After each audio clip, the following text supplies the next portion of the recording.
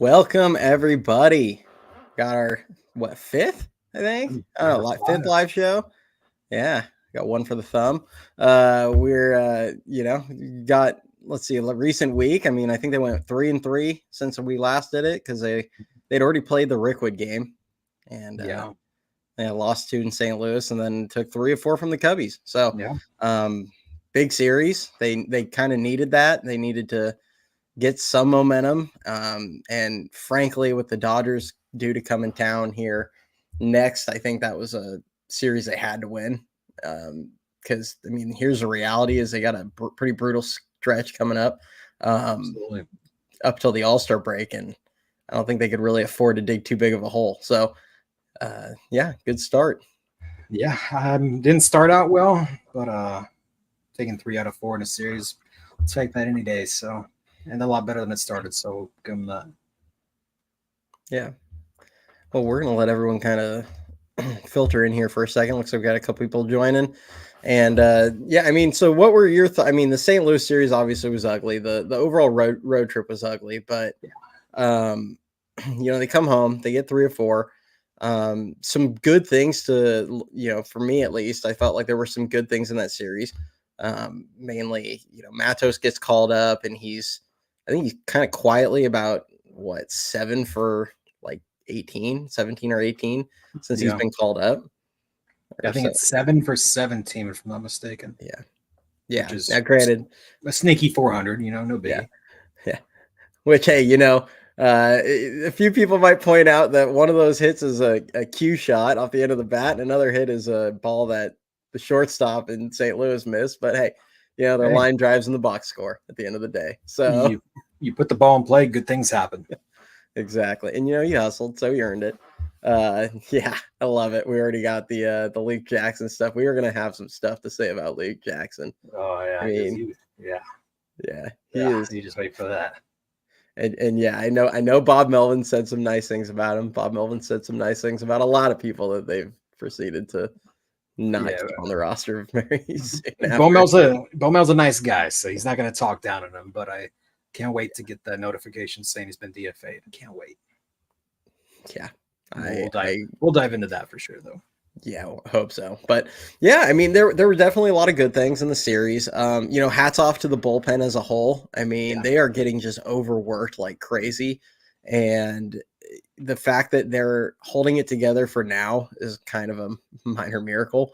But don't don't be shocked at the rate they're going if there's an implosion in August again. I mean, that's the sad thing is it's just they are just working them to death at the moment. And at some point, I like to say the bill comes due. So it's just you're not wrong.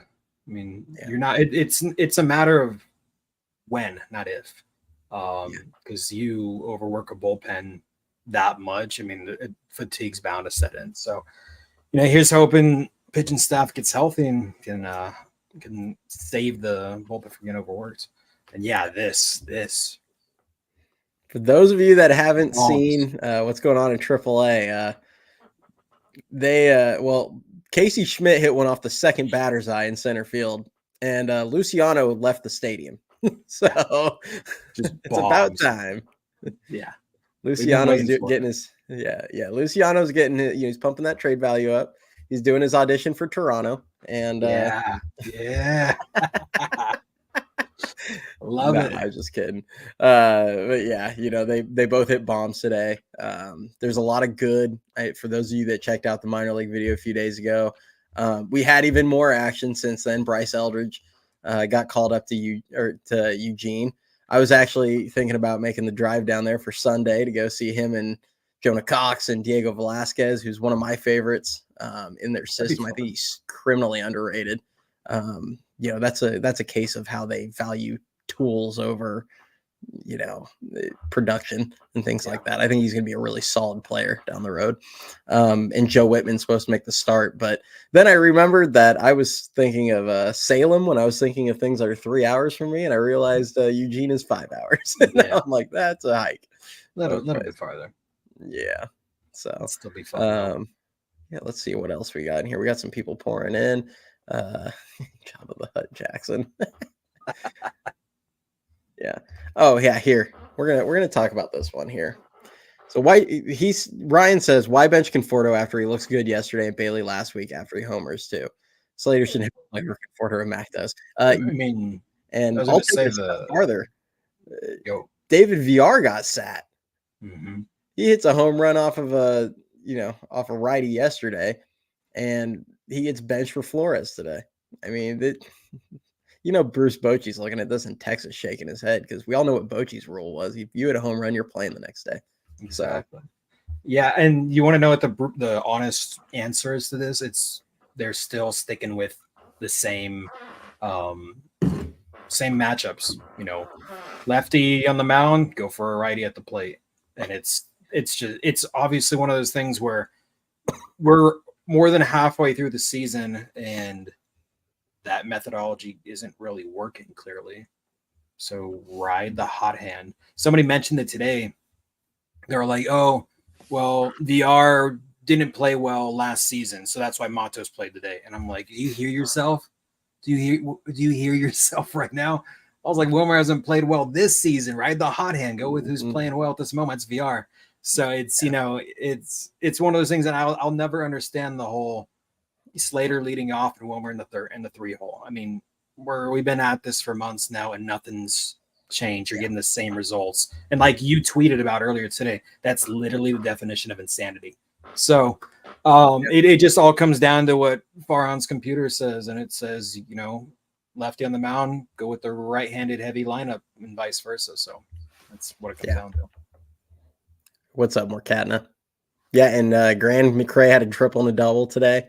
Nice. He's a guy that I would, if everything worked out, like in a perfect world, they find a way to sign Juan Soto somehow, but that's probably not happening. So, if they end up with, let's say Ramos, Matos, and Lee are starting across the line, the outfield next season, I want a guy with speed as our 4th outfielder. I want someone that can play all 3 spots. I want someone with speed. I want someone that can, McRae's not, his bat has swing and miss. He draws a ton of walks though. Like he finds a way to get on and use his legs, and he's great defensively. So, I mean, I want a guy like that as a 4th outfielder, but realistically, they're going to keep a vet. They'll keep Yaz or something like that, even if they do start the other guys. Yeah. So, yeah. Speed would be nice. What is speed? I don't know. I'm a Giants fan. I don't know what that looks like. It's some fairy tale. I mentioned it to you guys, was it yesterday, day before, how the Giants haven't had a 30-plus stolen base player since Dave Roberts. And Dave Roberts was 35 when he did it. So that was back in, I think, 2008. So it's wild to think about. Dave Roberts today would still lead this team in steals. Yeah. At 50 or whatever he is. How many steals does Tyro have? Like he was 1. And he's like 1 for 3 on the season. He had what, 20 last season? 23. And I think he had 21 the year before or 20 the year before. That's insane. It's like he just stopped running. I don't, and we can't even say, we can't even really say, his legs aren't great, because then he drops a bunt and hustles it out in the late innings. I mean, I don't get it, man. It's one of those things where it's like it's on both sides.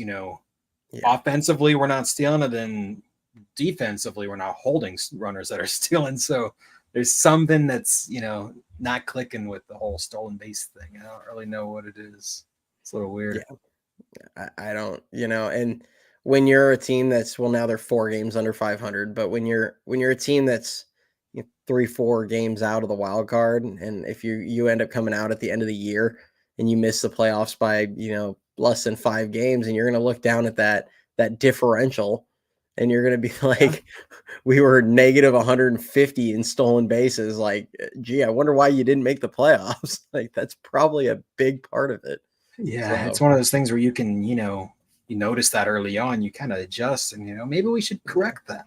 But nothing yet. So I mean, granted, we don't have much speed on this team to begin with. So yeah, I mean, it's true, but there's also guys that could swipe a bag for you.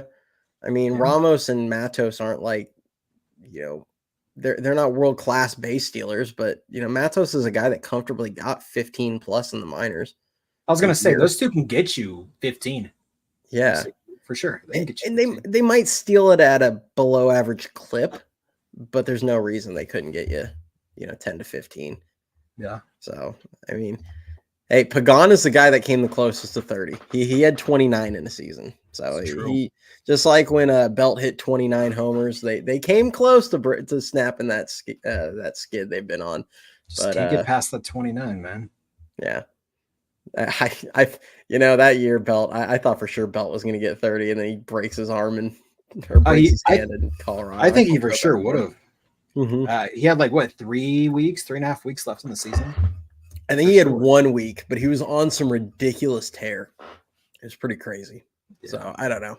I mean, he hit 29 in less than 90 games that season. So, yeah. I mean, it was definitely one of the more productive seasons they've had.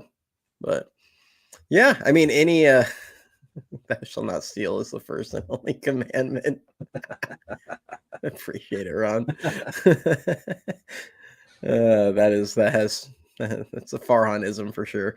And with the new rules and everything, you'd think that'd be something that they'd focus on, but I don't. New rules, bigger bags. I don't know. Yep. And they're somehow stealing less than they did before. Doesn't make sense.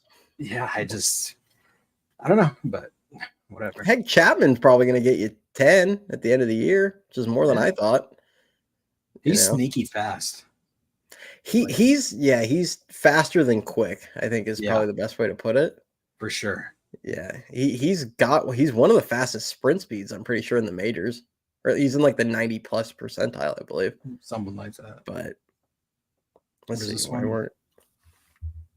Why weren't we platooning as much early season though? Now we're back to platooning 5 players. I mean, who are we? I mean, you got first, obviously. Platooning first is weird because they have 2 righties. We're platooning the outfield. Slater and Conforto are basically in a platoon right now. Yeah, which I don't understand. Wisely and Ahmed. There's 3. And then I don't really count Casali and Bailey because although Bailey has been playing less than I would prefer a starting catcher to, but it's not uncommon for them to get extra days off. But but when Yaz comes back, one of these outfielders is going to have to go. It's just a roster crunch. And in a perfect world, it would be Slater going to Korea and rolling with Yaz as your 4th outfielder, but unfortunately, and taking Flores with him. Yeah, take Flores, take Ahmed, shoot, take them both. Take Luke Jackson. Take Luke. Yeah, there you go. Yeah. So here let's segue this into there's a few articles coming out recently where they've been talking about the roster crunch, the inevitable roster crunch, because guys like, well, Snell's not on the 60, he's on the 10-day, but guys like Robbie Ray is getting closer. Allegedly Alex Cobb is getting closer, who we'll see on that one. A guy like Tristan Beck they expect after the All-Star break, but you also have guys like Austin Warren and Ethan Small that are I'm glad you caught that.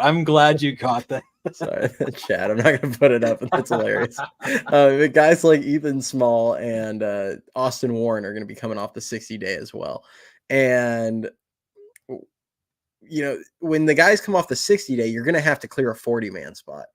And it's pretty insane. I'm gonna let you talk on this here in a second, and I'm gonna pull up their 40-man and we'll share it with everyone, because some of the Giants media talks about this like it's this just awful, difficult thing to figure out.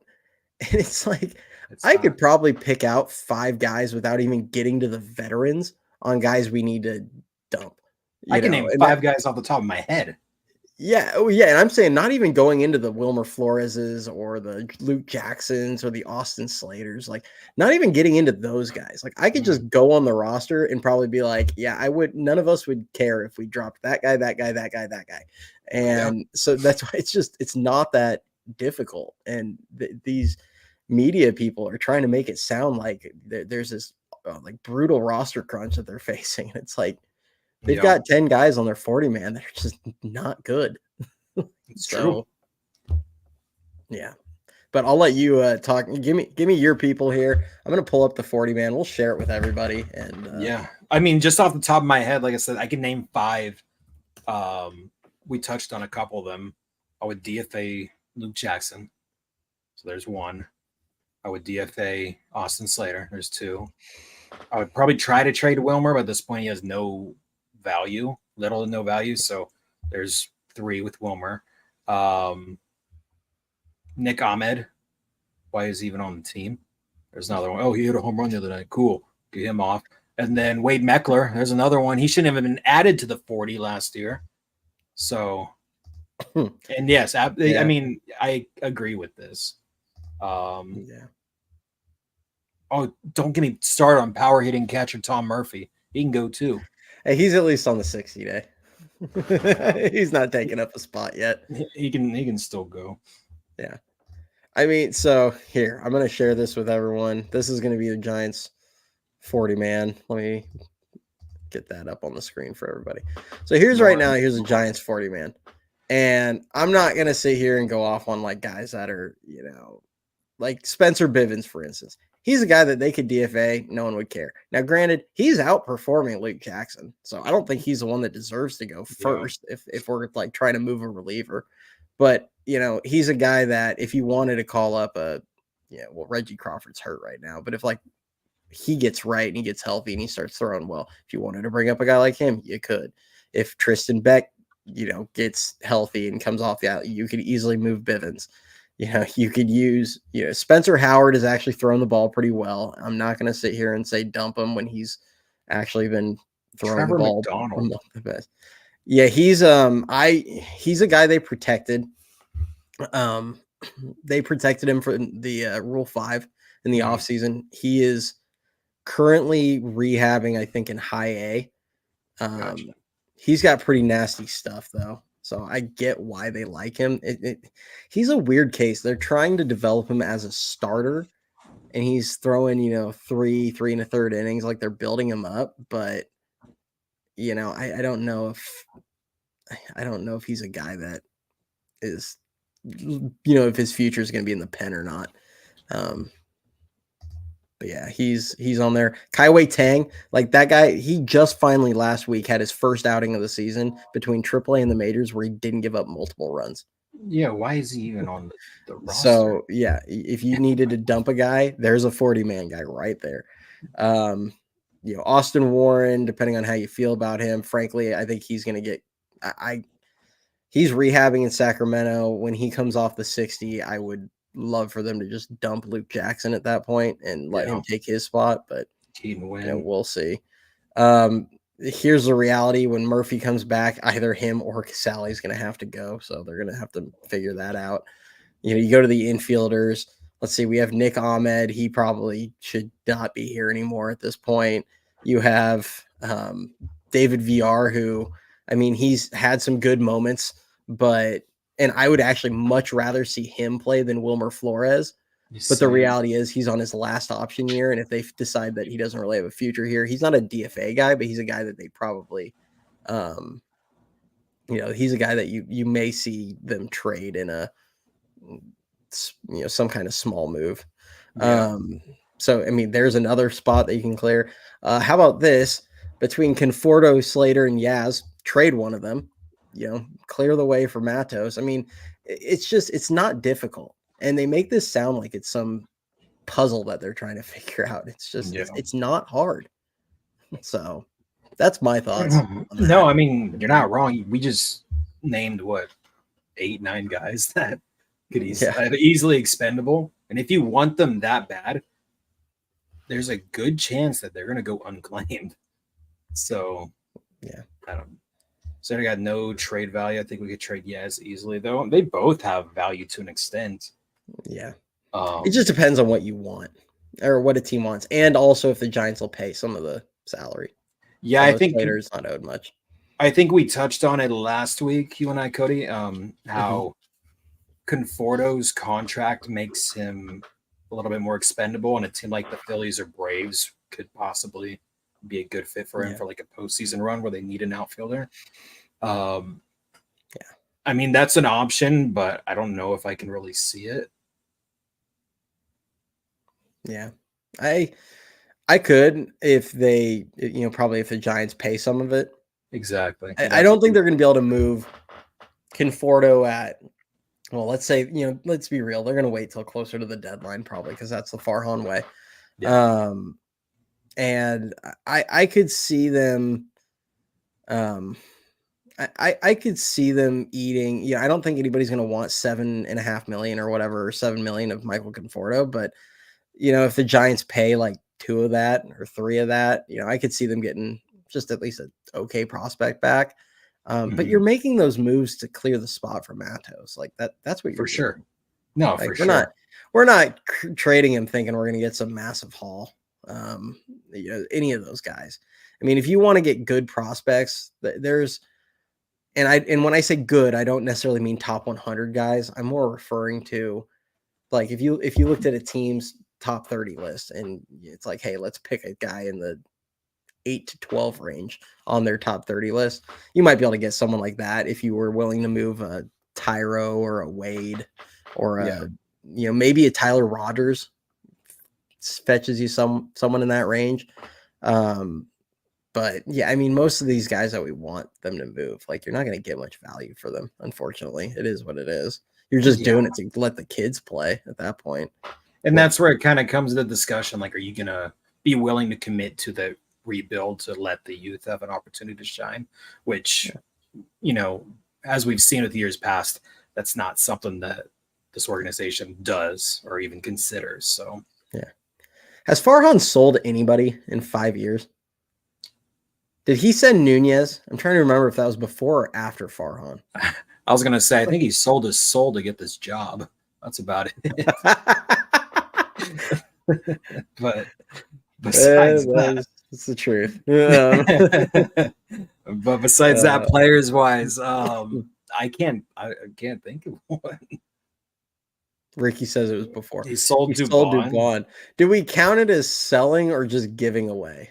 Yeah, because people forget Dubon was awful with us. He was a mixture of Wade Meckler with Austin Slater and a touch of Nick Ahmed. Like, he was bad. He's a late bloomer that excelled with Dusty Baker. But like you said, I think he was more so like kind of giving away because there was very little hope that we had with us. I want to say sell. So better than Papirski. Not wrong. Farhan is a mole for the Dodgers. Yeah, I mean, he makes you think. That's for sure. He definitely gets you to Wade think. Wade Meckler, Giants legend. Yep, Wade Meckler has the greatest routes I've ever seen. Don't get me started on that. Yeah, no, but we'll kind of touch on the pen. We've already kind of started to talk about Luke Jackson a little bit and where he's at and how he needs to just go away. I did figure out something that Luke Jackson is truly the best at in Major League Baseball. And really he's in a kind of a competition with Jordan Hicks. Likes to do this sometimes. Kyle Harrison likes to do this sometimes. And probably Snell likes to do this sometimes. They are really good at getting up 0-2 and then just peppering non-competitive pitches up there and like not even making guys think. And I mean, Luke Jackson might be the king of the 0-2 to 4-2 walk, like without the guy even like fouling a couple off. Like, it's ridiculous. It's frustrating. And then he's a 2-pitch guy, but his slider, it's like he's incapable of throwing it for strikes. He's throwing them all like 2 feet in front of the plate. And I just can't. I mean, he's at what point? I'm sure he's a nice guy. I'm sure he's a great guy, but like at some point it's a business, and Melvin and Farhan need to make a business decision on this one. And like, he needs to go. It's been 3 months. We're over halfway through the season. I think this was game 82, right? Correct. Yeah, we are past the halfway point. It's not getting better. And I could say the same thing about Flores and Slater, where like, I've had people tell me, you know, well, Flores isn't getting his regular at bats. I mean, you look at his last 5 full seasons, and he's on pace for basically what he gets every year. He's at 200 with today's. I think he's at like 226 plate appearances. I mean, he's on pace for almost 450 at bats or 450 plate appearances. Like, he's just not good. Like, it just is what it is. And no, it's true. And it's like, and the thing is, it's not even like being negative, it's being realistic and, you know, just saying it how it is. Like you touched on, he's trending a season with, I think, 8 home runs and like 40 RBIs and batting 210. Like, that's not good for Flores. And like you said with Jackson, he's just, there's no fixing him. He's like he'd be really, really good at throwing BP. I'll just say that. Should have Sean Anderson. I'm not even sure he would, because he can't hit the zone. Yeah, I mean, you know who'd be really good at throwing BP is Spencer Howard. Yeah, he just takes a little off that fastball. He's throwing it by some people. Like I said, I'm going to give him props, but God, he throws a lot of middle pitches. He gets away with them too. I'm like, how was that not crushed? Yeah. Ryan. Ryan, we are gonna let's do it. Okay. How I feel about Patrick Bailey. You go first, and then I'll follow up. Yes. Anybody that's watched us, and I mean, I haven't quite had anybody say I'm a Bailey hater. I had people say I love Joey Bart, which was true. I like Joey Bart. I'm not a Bailey hater. I will say that. I think he is he has some of the most potential defensively of any catcher. The things that kill me with Bailey is the fundamentals. He is lazy and sloppy all the time. And it's not like he'll make the splash plays. Obviously his pop time is ridiculous. You know, there's his framing, which, I mean, we'll see how much importance there's going to be there in the future whenever they do go to the, you know, challenge system. It seems inevitable at this point that they're going to go to the challenge system. But my thing with Bailey is, and I'm going to pull up his baseball savant while Dan talks here in a minute. Mm-hmm. While the framing is great and the pop time and the, you know, the caught stealing above average, which, I mean, his caught stealing percentage isn't great this year, but in all fairness to him, it's really the pitching staff is just that bad at holding runners right now. I mean, it seems like every time someone steals, they get just an enormous jump. So I'm not going to hold any of that against him. But he is one of the worst catchers I've seen blocking balls. And so much of it is just laziness. Like, it's not, hey, he's dropping in front of the ball, trying to use his body as a glove like you're supposed to. It's just trying to backhand everything. Yeah. And I can't get behind that. Like, that's the stuff that pisses me off watching catchers. It's, you know, I'm not trying to sit there and say it's easy, but it's like, work your butt off and do the right things fundamentally and just become more of a steady presence back there and more dependable. So, you know, that's the stuff that kind of grinds my gears watching him. And then there's like little things that, like, you know, the little things in the game that he doesn't do, where, you know, he took 2 foul balls. Like, people forget this. He took 2 foul balls, one in spring training and one in, like, I think about the first week or 2 of the season. He took 2 foul balls off his throwing hand. It's like, why is that not behind your leg? Like, he keeps like letting it drift out there and it gets hit. And then he had another one where it foul tipped and I saw it out there again and it just didn't hit his hand. And it's like, dude, you're going to break your hand one of these days doing that, because you don't have the attention to detail to keep that hand tucked behind your leg like it's supposed to. So that's my opinion on him. I think I cannot, and I refuse to call him a great defender until the day his blocking becomes more reliable. Like, to me, if you don't do the fundamentals well, you're not great. And that's my opinion on it. Now, if he does that, he'll be a Gold Glove contender. I mean, he's already a Gold Glove contender, and just because of the value he provides elsewhere, but just because a lot of the advanced analytics love him. But to me, that's just my opinion. I would not call him great until he cleans that part of his game up, because I value 90 feet and runs way too much. Sorry. No, you're right. So I'm going to turn it over to Dan now. I'm going to pull up his page for you guys.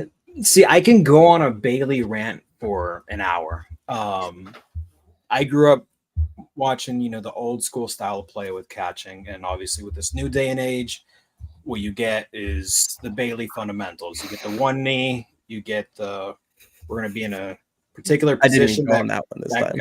I know. I was like, we're going to go in a particular position that Cody loves so much, being dropped to one knee, and that's how he's able to capitalize on that pop time. Because if you watch when he catches when a runner's on, he shifts his body, drops the knee, gets more of like a mid squat position. Then as soon as he touches the glove, all he has to do is just step up, boom, quick throw. So I'm not going to diss him on that. That's a great trait to have if you want to be throwing a runner out. Cody's not a fan of it. I'm not a fan of it. I'm used to the classic style of catching. But the thing with Bailey, and this is the honest truth and how I feel, I'm not a Bailey hater, so to speak, but I am a realist. And he is a lot more overrated than Giants fans make him out to be. And the reason as to why, Cody already touched on some of them. I've seen far too many pass balls. I believe he leads the league in pass balls, or he's up there if I'm not mistaken. He's the biggest things that he does well is pop time and framing. And like you touched on, framing is going to be kind of an afterthought here pretty soon. So at the plate this year, yeah, he's improved tremendously compared to last year. Last year he was one of the worst hitters, not only on the team, but in the league. So he's definitely improved on that side, which is awesome. I like to see a little bit more clutchness from him. But defensively, last year, his stat savant for blocking was -9. -9. It was one of the worst. 9th percentile. Yes. This season, it's -2, and it's still not up there. A lot of season left. A lot of season left for sure. But it's one of those things where being able to frame a pitch, and framing is going to be a little bit irrelevant here in the next couple seasons, and having a quick pop time isn't going to make up for the basic fundamentals that you're lacking as a catcher, which comes down to one of the biggest things is blocking. And then I've seen far too many drop balls. I don't know what his issue is with that. You drop so many. Like Cody touched on, his throwing hand, got to have that tuck behind you. It leaves it hanging off to the side. It's very prone. There's just a lot of little miscues that he doesn't do that's, in my opinion, essential to him being called the best catcher in the league. I don't call him the best catcher in the league. He's a good catcher. He's a great catcher. He's definitely above average, but he's not top 3. He's not top 5. Yeah.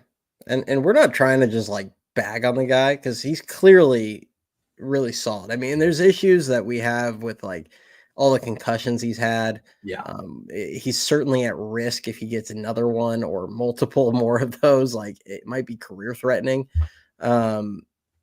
Especially this last concussion. I mean, remember, he tried to come back and then he like went back on the IL. I mean, it just took super long for him to recover from that. And you just never know. Every time it's going to be it's a big risk for him.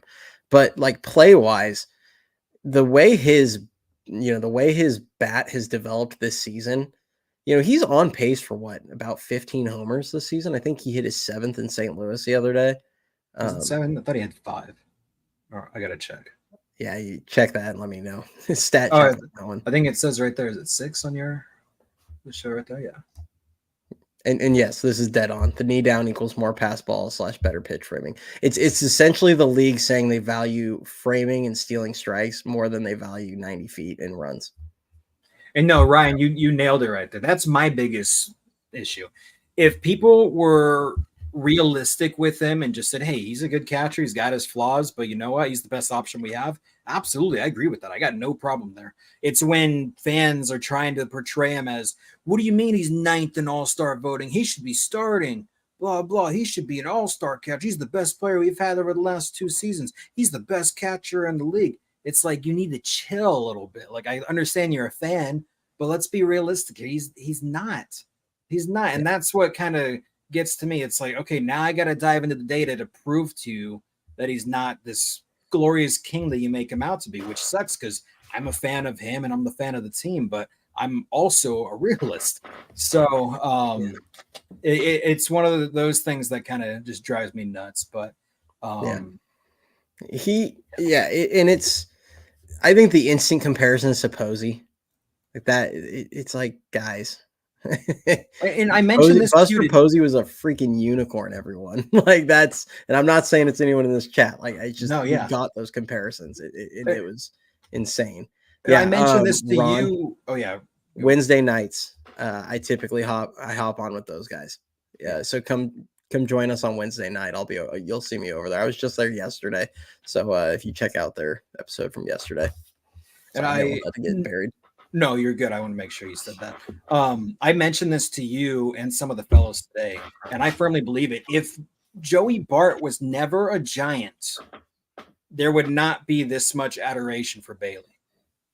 And I say that because the comparison that a lot of these fans are going off of is recency bias, and they're saying, hey, we were blessed with that unicorn and Buster Posey. We had a rough few years with Joey Bart, even though it's not a knock on Joey. That's a knock more on Farhan and Kapler. But they're comparing, oh my goodness, this is such a breath of fresh air to have an everyday catcher that can actually show, what he's capable of. We haven't had that since Buster Posey, and that's where a lot of the love and adoration comes from. They're comparing a lot of it to Joey Bart, and I say, if Joey Bart was never here, the opinion and the look on Patrick Bailey would be a lot more different than it is. Yeah. I have one name that I'm going to give that is proof that the fans of San Francisco sports would not be accepting of the level of play Patrick Bailey has provided following Buster Posey, and that's Steve Young. Yeah. People forget his first few years. He was just crushed by San Francisco fans when he became the starter and when they shipped Joe out of town. So, I think you're dead on. I mean, Bart had a rough, he had a tough act to follow, and it was just unfair. And I'm glad he's doing well in Pittsburgh. I know he's had a couple moments since he's come back, but I haven't really peeped his numbers in the last week or two. He's still rehabbing. Where he's at. Yeah. He's rehabbing. Yeah. Oh, I thought he came back and then did he? Yeah, I don't know. No, when I told you about it when he was rehabbing, he was mashing down there. That's what it was. His first rehab game. But yeah, he'll be back anytime now, which I like to keep up with. Yeah, I keep up on some of our old players in different teams and some players that I like on different teams as well. Yeah. So Joey's one of those. I'm always going to be a fan of his, and he's doing well over there, but definitely a class act. But no, you nailed it with that Steve Young comparison. Yeah. And I mean, Patrick Bailey, so what I was going to, the point I was going with him is, the way his bats progress, like right now, if he finished the season with, I don't know, 270 average and hit 15 to 18 or something, I don't know, around 15 home runs. It'd be awesome. With his current level of defense, that's a really good catcher. He's probably easily a top 10 catcher in baseball. He's just talked about amongst Giants fans, and I get it. He's ours. It's our shiny toy, but it's just there's so many people that talk about him like he's like a top 2 or 3 catcher already, and it's that's just not the case. And that's where it's that's where when we say he's overrated by Giants fans, he is. That's just the reality. But I think he could be really good if he cleans up his blocking. He's going to immediately be probably the best defensive catcher in baseball at that point. If he can just make it above average, doesn't have to be great, just above average blocking. And he'd be winning a lot of Gold Gloves because every other part of his game is really good. The only thing I get on him aside from that is his throwing, but so much of that is him trying to shave every last 10th of a second. Yeah. Because like we touched on earlier, his pitching staff is just not giving him a chance. They are awful holding runners. So yeah, I don't know what that is. It's not even one pitcher. It's the entire staff and bullpen. Yeah. It's weird. Yeah, I mean the sidearm thing is just so weird to me, and it's Bailey's sidearm throw.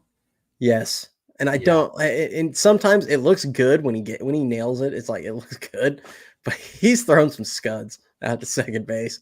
So it's true. Yeah, it's just. I don't know, but I don't want to go too much on a tangent on Bailey. Everyone's gonna think I hate the guy, but so let's kind of preview trade season a little bit. And if anybody has any topics they want us to talk about, throw them in the chat there. We're just kind of winging it today. I was going to say, let me start you out with this because I just told you this 30 minutes ago when I messaged you.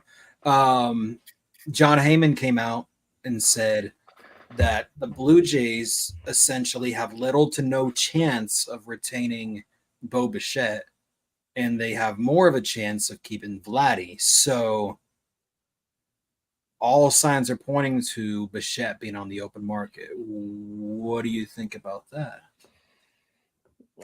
Go get him. That's what I think is. And Ryan, yeah, Bo Bichette for Carson Luciano. I mean, I would make that trade, and just based off top 100, you're about to get a bunch of real fans on the live. I'll have to check it out. Is everybody bagging on us for the Bailey tangent? There's a few people, but yeah. I just saw it.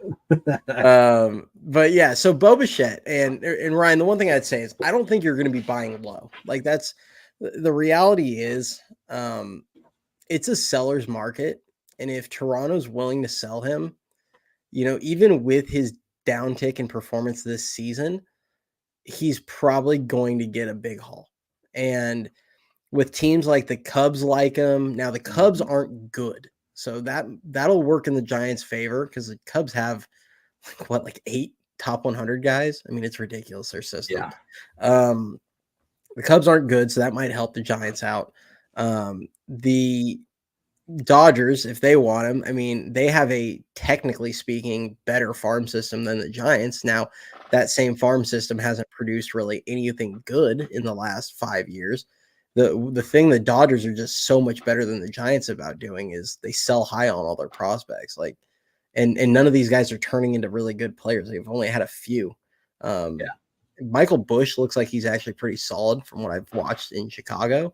But he was a bit on the older side as far as prospects go. But yeah, they haven't really produced a whole ton of great prospects. And we're gonna, if some of these teams get in the running for Bo Bichette, it gets hard on the Giants. Now, there's having more assets, and there's also having a willingness to trade more of the assets. So we don't know what any of these teams are willing to give up for Bo Bichette, for instance, just as an example, because there's also guys like Luis Robert Jr., who's probably going to be on the market. There's Crochet or Crochet or whatever his last name is. I can never pronounce it.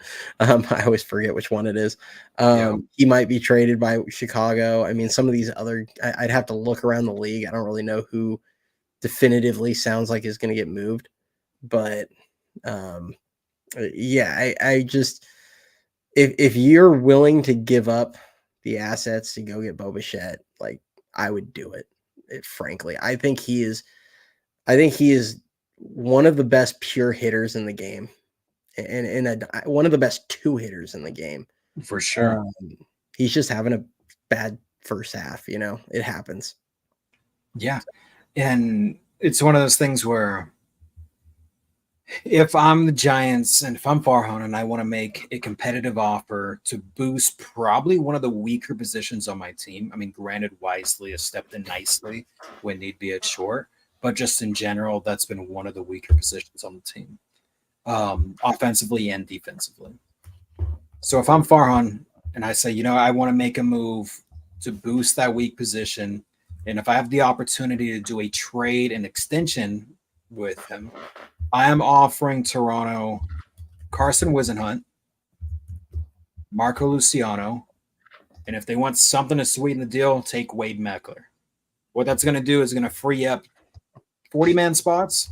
It's going to free up 26-man spots. It's a big enough package where you're giving up top pitching prospect, top hitting prospect, and another solid prospect in Meckler, and you're going to get a bona fide superstar in Bo Bichette. That's the type of offer that I'm going to start with, because from there it gives you flexibility as well. Like I touched on, you got 40-man spots that open up, you got 26-man spots that open up. You can kind of be a little bit more flexible with these roster crunches, so to speak, and you're still getting a legit superstar that's a career 300 hitter. So that's where I would start. This is not where you parked your car. You see the chat? Just put it up. Those Doyers. He's like, oh, this isn't where I parked my car. Where's the tow truck at? Yeah. Hey man, we take it. We'll take everybody. Yeah, we're gonna be. Yeah, you know. They just play. We want to beat LA, but I'm not gonna sit here and lie and say I had confidence this week. But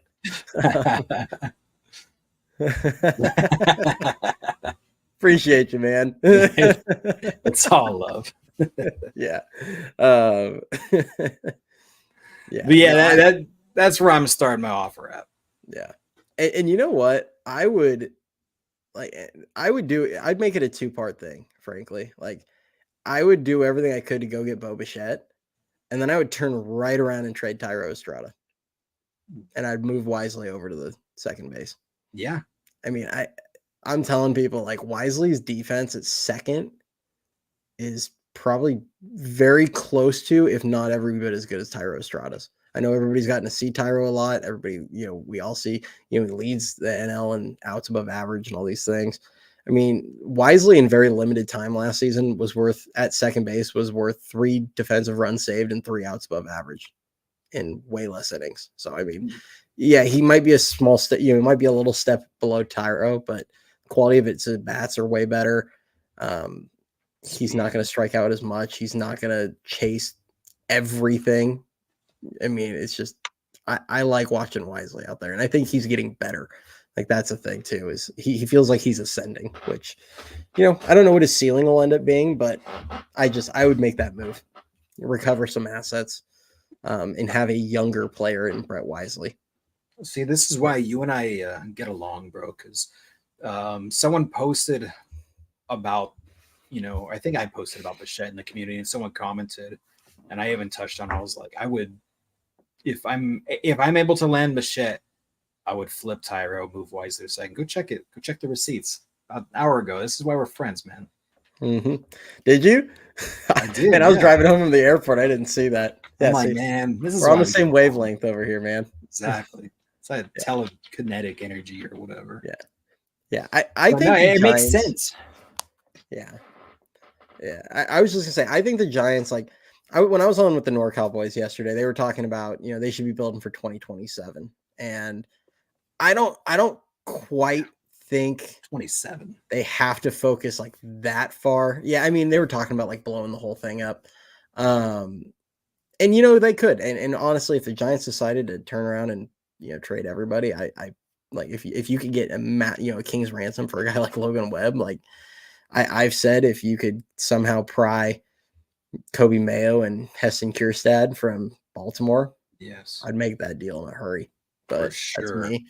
And it'd probably take one more from Baltimore to get that deal done. But like, I would make that trade. That's just me.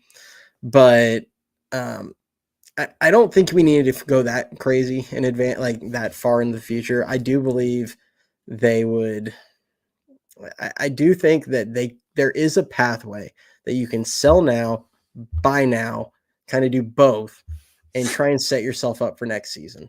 Especially if you believe in a lot of the young pitching in the staff. If you believe in guys like Hayden Birdsong, the reality is next season you're probably going to have Robbie Ray and Blake Snell. Yeah, because Blake Snell is having a terrible season, and you never know. I mean, with Blake Snell, you might get Cy Young Blake Snell next season. You don't know.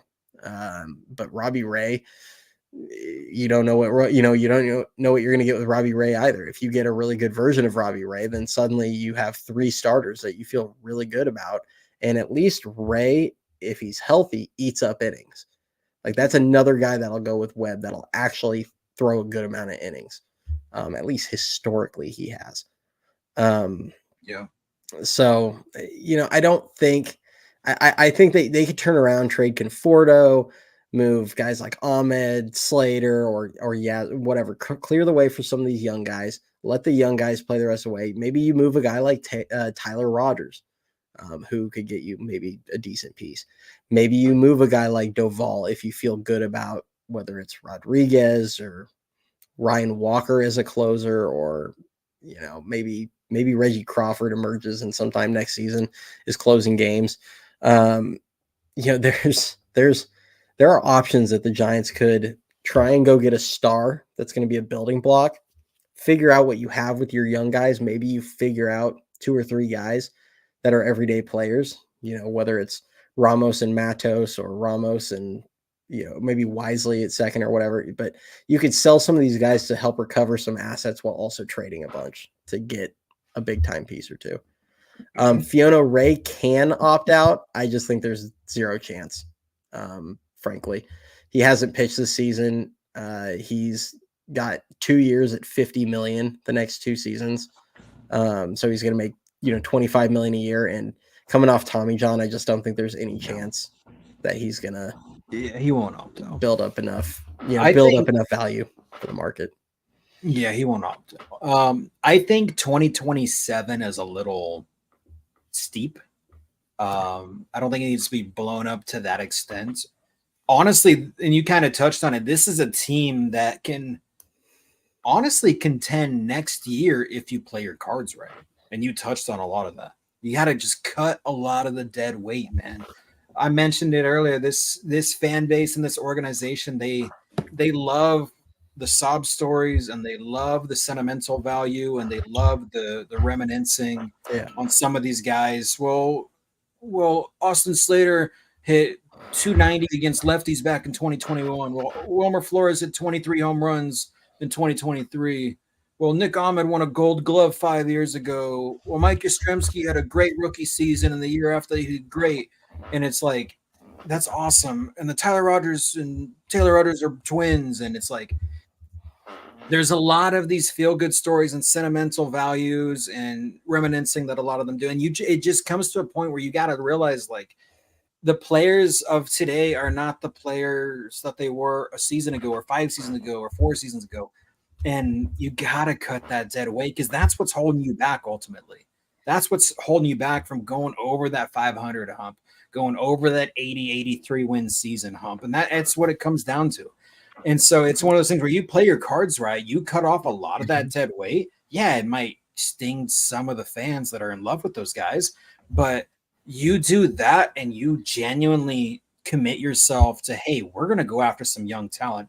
Hey, we're going to flip this into this. Hey, we're going to give this guy a chance. Hey, we're going to yada, yada, yada. If you end up playing your cards right, putting your money towards players that matter, putting your trades towards players for the present moment and the future, you're going to be setting yourself up for success that way. Because the way that you're going about it right now, where you're in that second tax bracket of money spent, and this is the product that you have on the field, it's the wrong way of going about it. You're going about it just to try to please the heart when you're not pleasing the eyes. And like you said, none of that has led to winning playoff games. And it's true. Outlier, like 2021 is an outlier. And outside of that, it's just been, the same old story each season. It's like, if you play your cards right, they can contend next year, but it's that big if. Yeah.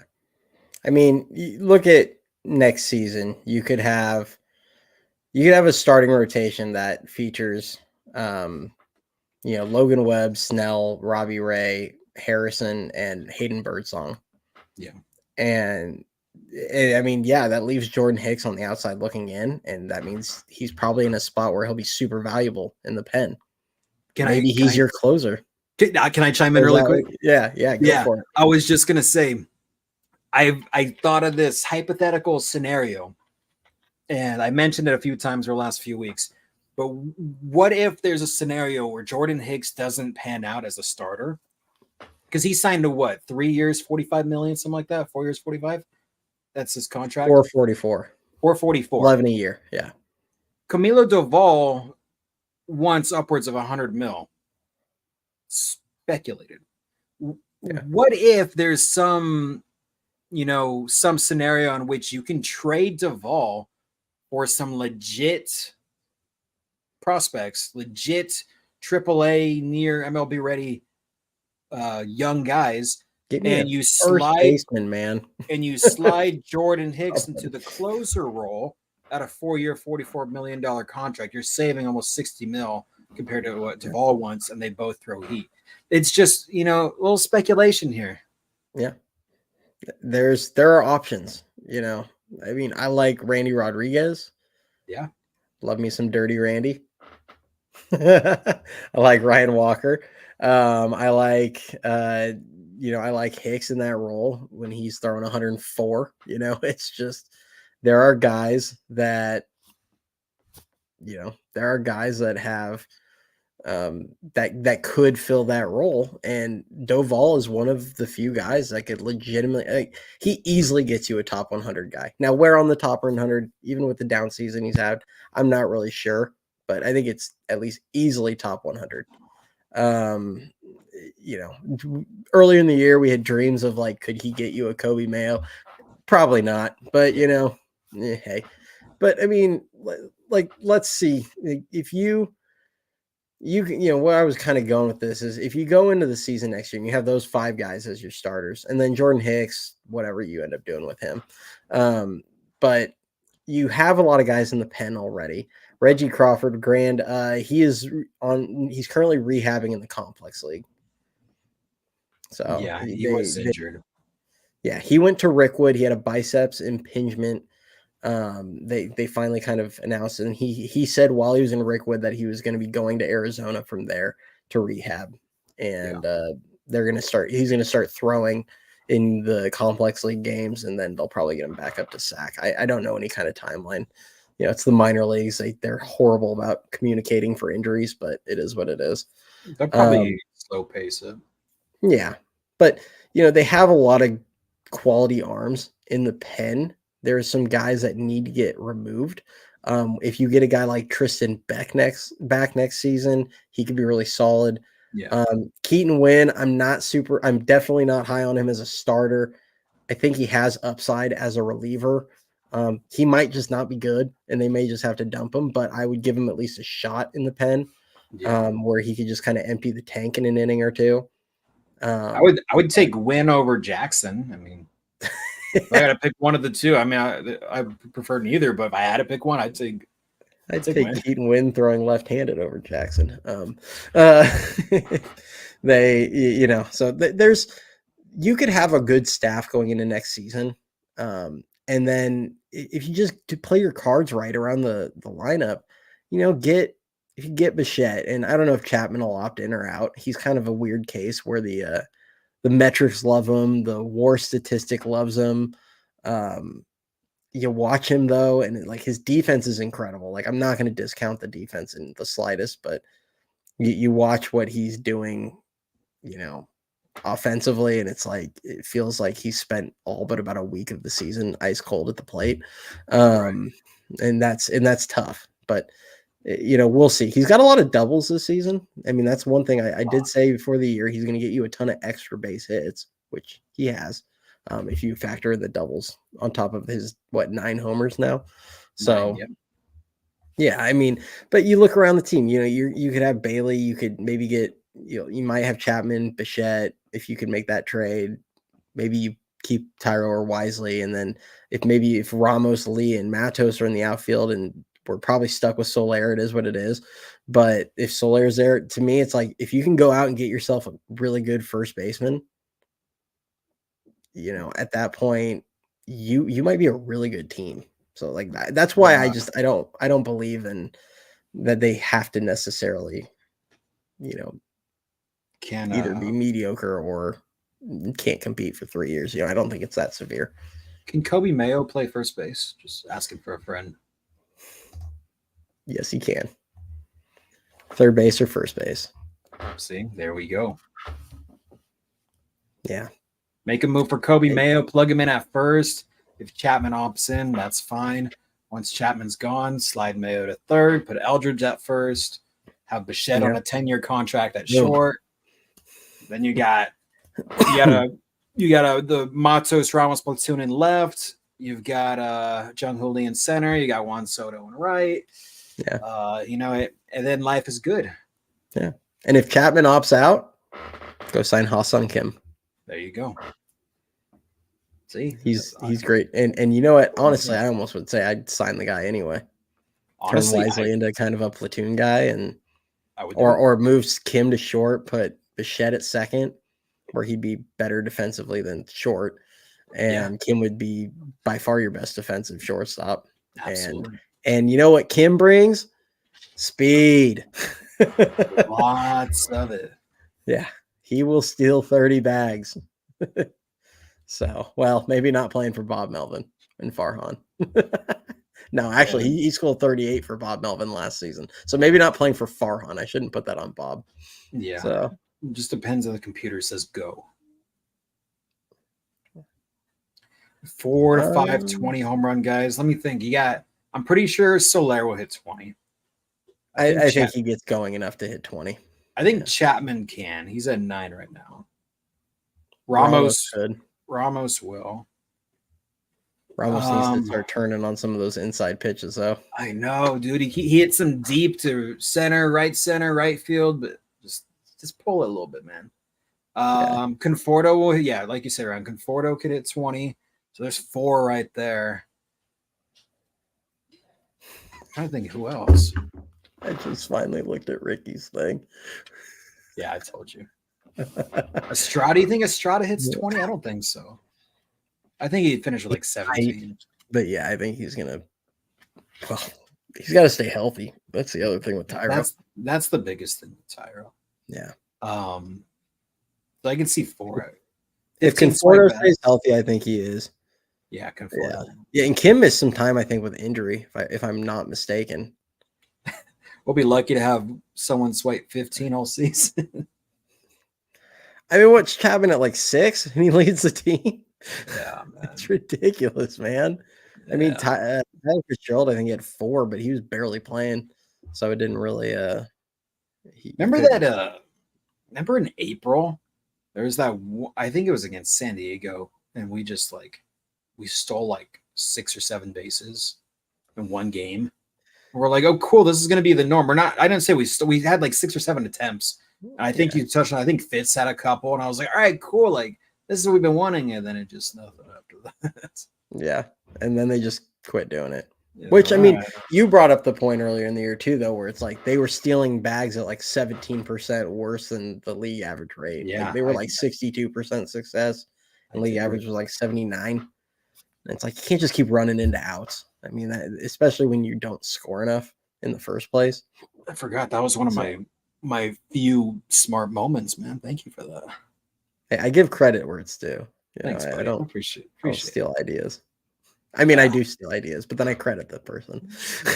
If I like it, I will steal it, and I will be like, "Hey, this came from Dan." Yeah. All the good ideas come from me, guys. Just kidding. Yeah. Really hope we buy and sell sell this year. Trade for Luis Roberts and Isaac Paredes. Trade off Conforto, Soler, and Chat B. Your lineup when Lamont comes back would be dun, dun, dun. Yeah, I mean, I would love Luis Robert. I just think they're going to want a king's ransom for him. I don't know if we could afford him. Yeah. And I don't know what other team. Again, I don't know what other teams are willing to trade, and I don't know what, I don't know what it would take. I mean, look at what it took for Juan Soto. It took basically like 4 top 100 guys, or 3. I think it was 3 top 100 guys, but like in the Padres system, and I'm talking about the trade to the Padres, not to the one to the Yankees, because the one to the Padres is much more comparable. He had 2.5 years left on this deal. Yeah. It took, and yes, Luis Robert Jr. is not Juan Soto. Like I understand that, but when it comes to inexpensive superstar caliber players that have a ton of team control left, Robert Jr. is under contract for 3.5 more years. I mean, it's going to take a lot, and in the Padres system, it took 4 of their top 5 prospects. And then they also traded one more who I don't remember where he was ranked, but they basically traded 5 guys it might have been what? Did they send Josh? Oh, Josh Bell went back also here. He went from Washington to San Diego because he was god awful in San Diego. I do remember that. So, you end up having, that kind of haul to go back. And I mean, what's that look like for the Giants? Well, I mean, I think you start with Luciano and Wisenhunt, and I'm saying this as someone that is not trading Bryce Eldridge. Like, sorry, if that's a deal breaker, it's a deal breaker, but I'm not trading Bryce Eldridge. You guys will hear more about this on Monday when we do the live show with Ricky. Where we're going to do a whole category on like which guys we would be looking to trade, which guys we wouldn't trade.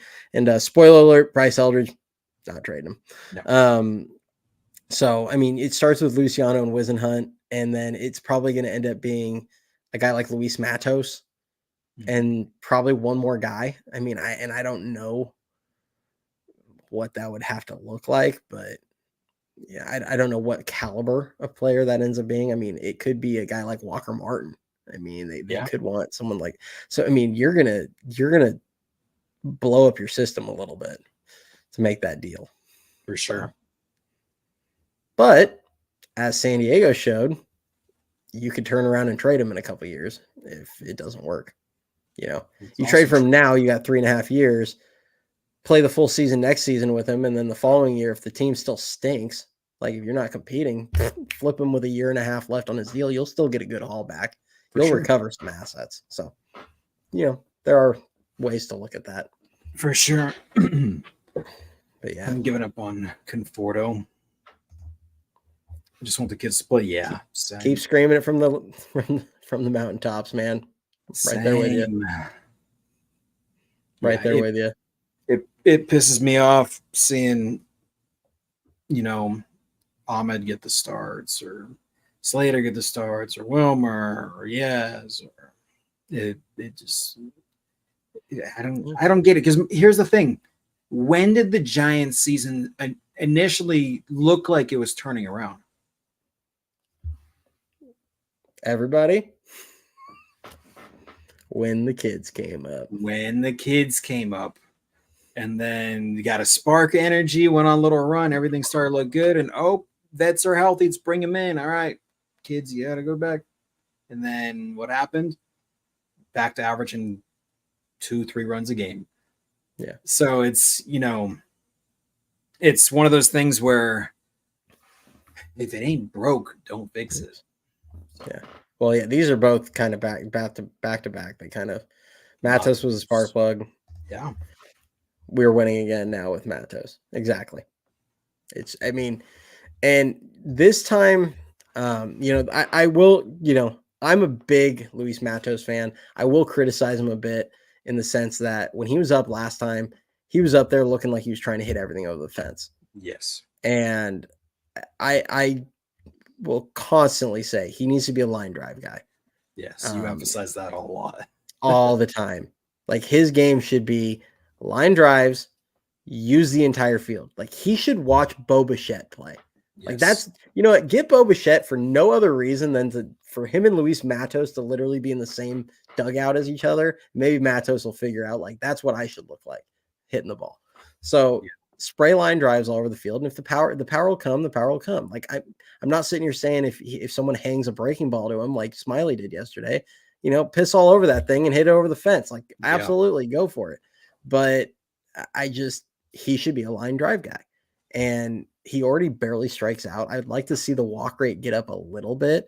Yeah. If he could get it up to 7 or 8%, like just be a respectable walk rate and be a 280 or 290 hitter. I mean, you're looking at a guy that would have probably a 350 on base. Yep. And then he should be more doubles. Like I want a guy that's going to hit 15 homers maybe, but he's going to hit like nearly 40 doubles because he's putting line drives in the gap, down the lines, everywhere. Like that's the game I envision in Matos. Because if he does those things, you're looking at a guy that's going to have about an 800 OPS. And I think he has the upside to be a 300 hitter. Like that's for sure. With his hand-eye coordination. So his bat to ball skills it's superb. And it kind of goes hand in hand with something you and I were talking about on a different young outfielder with Elliot Ramos. And you touched on it today when we were talking privately and said basically how a lot of these pitchers are capitalizing on pitching him, you know, up and in near the hands, because he naturally has an approach where he's going to look to drive the ball the other way. He's looking right field. He's looking right center. When he makes a lot of really, really solid contact and gets a lot of power with elevation in it, it's a lot of center field. If he can change his approach, because you much like talking about Luis Matos' approach, if Elliot Ramos can, you know, kind of turn into a more of a pull hitter to an extent, but utilize and capitalize on all parts of the field. And Matos makes his adjustments to stop trying to yank everything over the fence and going for more, line drives, gaps, and whatnot. That's a nasty 1-2 punch in the outfield. And they're both already solid defenders. But if they can make those adjustments at the plate, which they've already shown plenty of spark, but if they can fix those two little cracks in their armor, I mean, that's like you said, I would say Matos would be more of like a 270, 280 hitter. I'd say Ramos would be more of like a 250, 260. He's got a little bit more swing and miss compared to Matos, but the upside from everything else there, it's sky's the limit. Yeah. I think, and to me, I think those are averages that like those guys will settle into for sure. Personally, like I think that's just, I think Matos is going to just settle into being like a 280 hitter at some point, 270, 280. He just, I think they have certainly the upside to be much more than that, but that's just, I think, where they kind of fit in. And it's just, they just need to make the adjust. That's where Ramos is right now. And I'm as excited as anybody, but like that's just part of the game. And I've said it in the past that it's not a bad thing that he's going through a slump. Now it's going to be a bad thing if Farhan tries to capitalize on this and go, oh, look, his OPS is under 900, time to send him back to sack. But, it's not a bad thing in the sense that every hitter in baseball goes through these.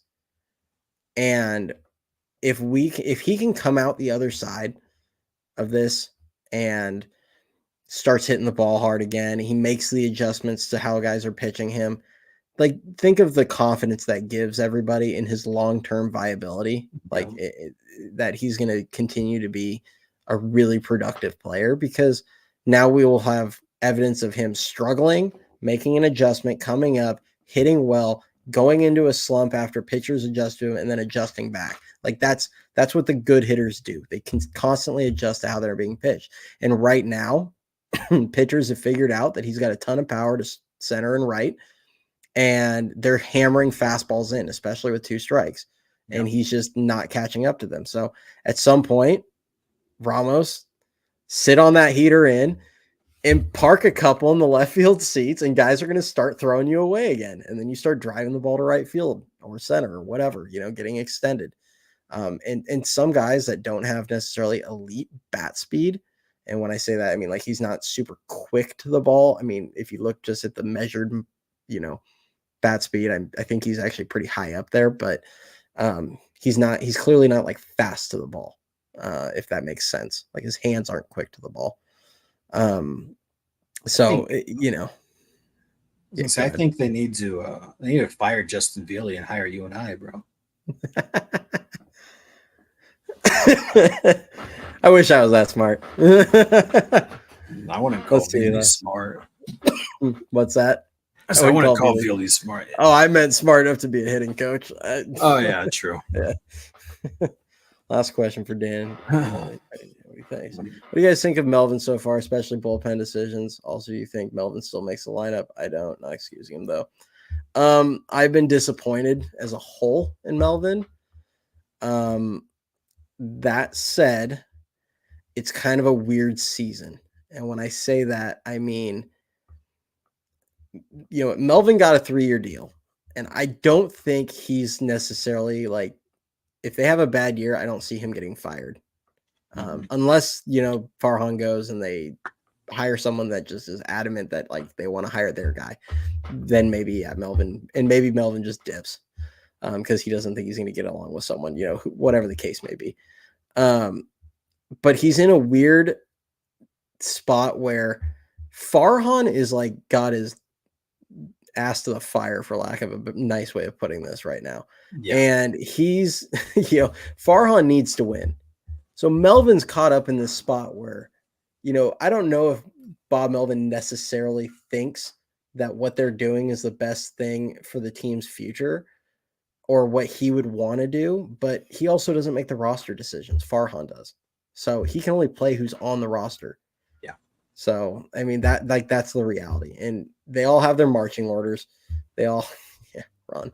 They're all going to do what their bosses tell you at the end of the day. So I'm not trying to excuse Bob Melvin. I just think he's in a weird spot right now. Now, I've not been super impressed with his bullpen management, but at the end of the day, again, like you're all you can do is play the hand you're dealt. And right now, the hand he's dealt is one starting pitcher and then a bunch of guys that can go 3 to 5 innings. And so he's having to like go through everybody in the bullpen, and you end up in situations like tonight where his options were throwing Doval for the third straight day, throwing Luke Jackson out there, or throwing Taylor Rogers in the 10th. Like, yeah, they did a bullpen game that worked out. So, I mean, he's had moments with the pen where it's worked, but then he has it's hard because I'm not trying to just blame one guy, but I mean, Luke Jackson seems to find himself in the middle of a lot of these collapses. So, yeah, I feel pretty similarly on that topic. I'm going to dive into a little bit more conspiracy theorist, whatever you say that word. I think Farhan's got his hand in every little part of this organization, this team in general. He's got his dirty little fingers in the bullpen decisions, into the lineup decisions, into everything roster related, everything starting lineup, everything on a daily basis. I think he's got his dirty little fingers in everything. So I don't think Melvin has complete control over the lineup and a lot of the decisions that are made, because we've seen those of us that know that have watched Bo Mel for years, like we've seen his style of play, and it's very, very different compared to or his managerial side is very, very different compared to what we're watching right now and what we've seen this season. I think a lot of it goes hand in hand with, it's a brand new team and he's still adjusting, the brand new coaching staff, and it's been half a season. I think it could take, a full season to, completely adjust to that and establish roles for guys. But at the same time, I think by now he could have established, the majority of the bullpen roles per se. It seems like there's a different setup guy every day, or there's a different, middle reliever coming in every day. And a lot of it goes hand in hand with, like Cody touched on, with what the cards that he's dealt. And so, yeah, it goes hand in hand. It's like, I'm not thrilled with Bob Melvin, but I'm also not completely disappointed, because I know you can only shine a turd so much. And the second part, I don't think he has full control over the lineup. Yeah. And with his history of what he did in Oakland, with developing young players, like, does anybody here think Bob Melvin honestly thinks the best way to develop these young players is to taxi squad them and to platoon them? Like, he's not an idiot. Like, we might think he is, but like, he's got so much of a history on this that I can't imagine that Bob Melvin is the one that thinks that this is how you treat young players. No, now, I do think Farhan. I agree with Dan. I think that Farhan has his hands in a lot of this, unfortunately. Now, I mean, granted, I wanted Stephen Vogt. What he's doing just makes it even, better. But I mean, anyone can check. I mean, actually, I don't think I had this YouTube channel set up back then, but check the tapes on Bleacher Report or something. You can look at my takes. I wanted Stephen Vogt. That was my first choice, and Bob Melvin was like down at 2 or like 3, I think. But I don't think he's a perfect manager, but he has 1,500 career wins. He's 3-time manager of the year. He's not a bad manager, for sure, in my opinion. So and right now, some guys are underperforming. Like, is it Bob Melvin's fault that Blake Snell can't figure it out? It's not like as much as we might think it is, but that's one thing we didn't even touch on. What do you think of Snell's comments the other day? The way I put it yesterday was, I think it comes off very whiny. It comes off, and I get his side. I do. I mean, you want to get right, but it's, Ron, hit the like, subscribe. Appreciate you guys. But yeah, it came off very whiny. To me, like, when you're getting paid $31 million and you've given virtually zero production, to sit there and complain about your employer basically telling you that they want to get a return on investment out of you. Yeah. To me, it feels like somebody being like, oh, my diamond studded earrings don't hang just perfectly. Like, dude, we don't care. Like, just perform, man. Like, yes, we want you to get healthy, but give us something. So, yeah, I see both sides to it, like you said. I get where he's coming from, but I also think he kind of dug his own grave to an extent by giving Scott Boras full control over his, negotiations in free agency, and resorted to signing so late where he missed spring training, and then trying to justify that as an excuse for the reason as to why he's not how he is. It's kind of like, well, man, you kind of like did that to yourself. So it's like, I see both sides. I get you want to be at 100% health and have, 100% command over your pitches. It can utilize your lower body, which are things that he's emphasizing. But like you just said, bro, you're getting paid $31 million and we're halfway through the season and you don't even have a win yet. So it comes to that point where it's like the fans are restless, the organization's restless. And then you're seeing, like you touched on, we have, I say 1.5 starting pitchers. We have Webb and we have Hicks, and everything else is bullpen. And it's like, all right, Blake, we need you, man. It's about to be July. Like, come on. Like, that's where I get it from. So it's like, I see where he's coming from. At the same time, it's like, bro, you got to put up or shut up. So yeah, I just don't like that he went public. That's why, like, to me, it just came super whiny. I mean, you can not like how they're pushing you, but it just like no one wants to hear it, man. Yeah. Except for those that really just truly hate Farhan to the extent of, I want every piece of ammo against the guy. And sure, maybe some do, but like, to me, like, I don't like him and I still don't want to hear it. Like, it's just, I mean, even if he can just turn back into being the 5 and dive guy, like, we would take that right now because we can't even get. I was floating the idea of, with all the openers we were putting out there, when we're throwing Eric Miller in the first, and now we're trying to throw Randy Rodriguez. I was floating the idea of, well, if Robbie Ray gets up to 50, 60 pitches, why not just use him as an opener at that point and just let him slowly build his pitch count up?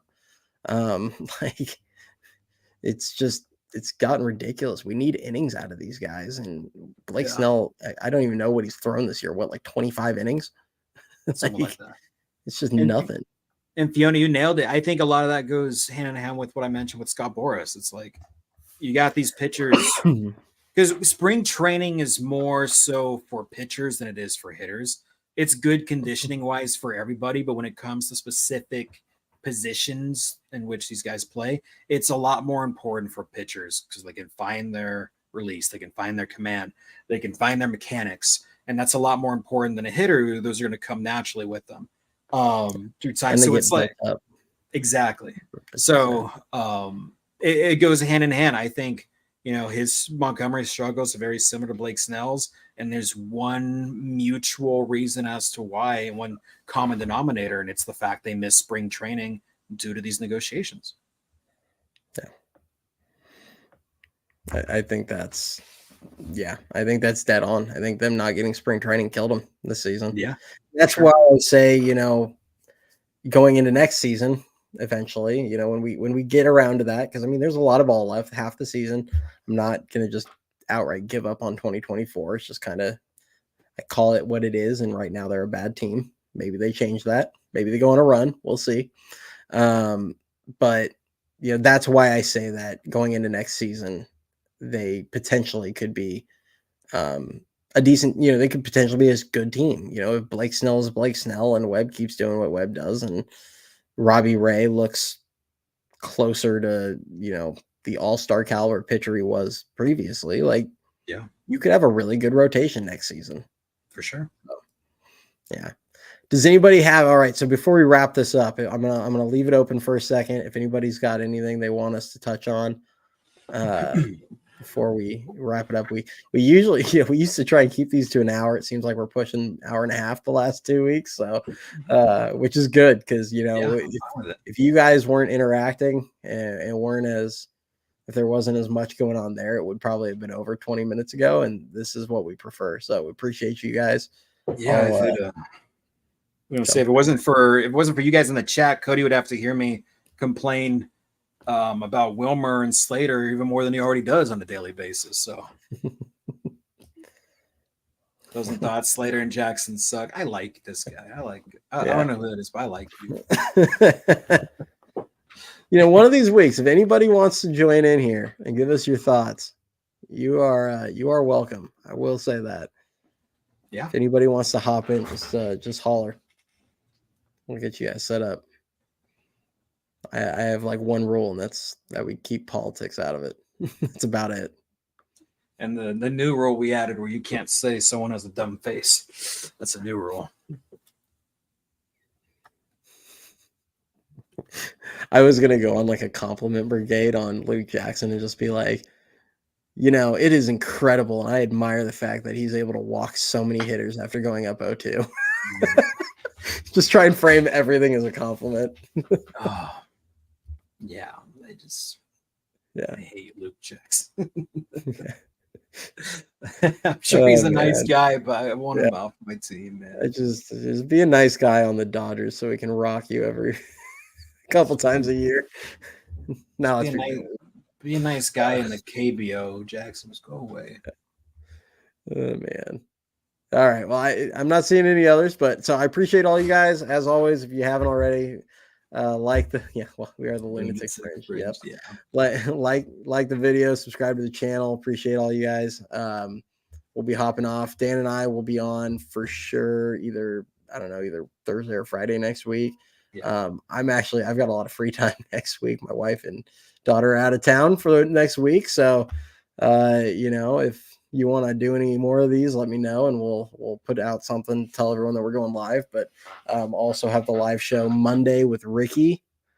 We're going to do the minor league update for next week on Monday night, probably around 8:00. Yeah. Is my guess.